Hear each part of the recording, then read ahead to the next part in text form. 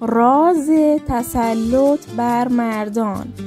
وقتی کسی با لحن تند باهات صحبت کرد به ساعت مچیت نگاه کن، اینجوری حرفش بی اهمیت میشه.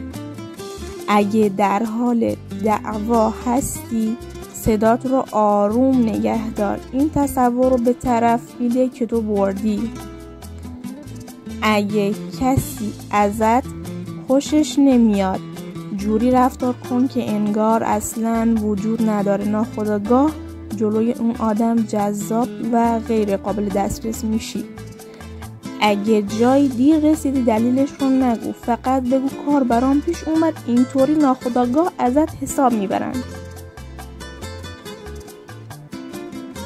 اگه خوشتون اومد حتما سابسکرایب کنید تا ویدیوهای جدید از دست ندید دوستان.